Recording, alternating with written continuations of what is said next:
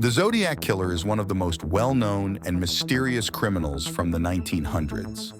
From the late 1960s to the early 1970s, this serial killer scared people in the San Francisco Bay Area.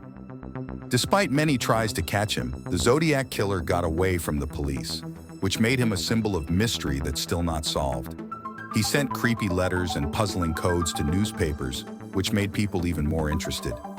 Even now, nobody knows who the Zodiac Killer really was, which makes this case one of the biggest mysteries in American history. The 1960s in America were a period of big changes in society. With the civil rights movement and a rising counterculture, people started paying more attention to violent crimes. Serial killers became a new type of criminal, and the media coverage made people really scared.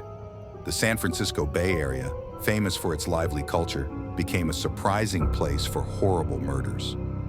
The Zodiac Killer's terrifying spree in this area permanently shifted how society thought about safety and crime. The Zodiac Killer's first known victims were high school students, Betty Lou Jensen and David Faraday. They were shot and killed on December 20th, 1968, on a quiet road in Benicia, California. The community was shocked, and the police had few clues to help them.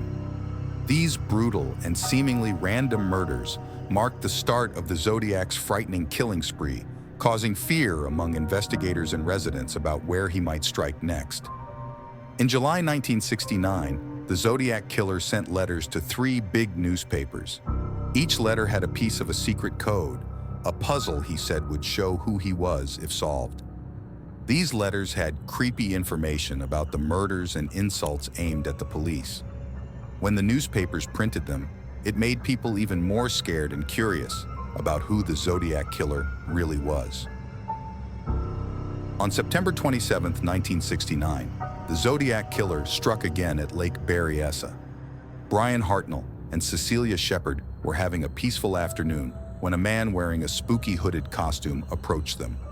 He tied them up and brutally stabbed them.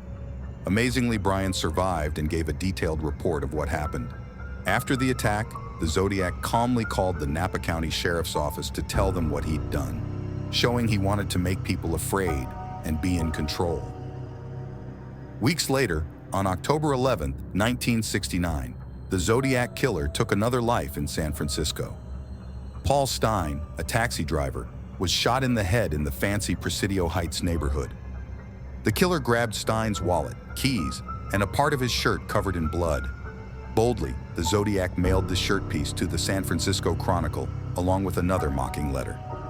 Even with a police drawing and witnesses, the Zodiac got away, leaving police feeling stuck and the public nervous. The police search for the Zodiac Killer was one of the most intense hunts of its time.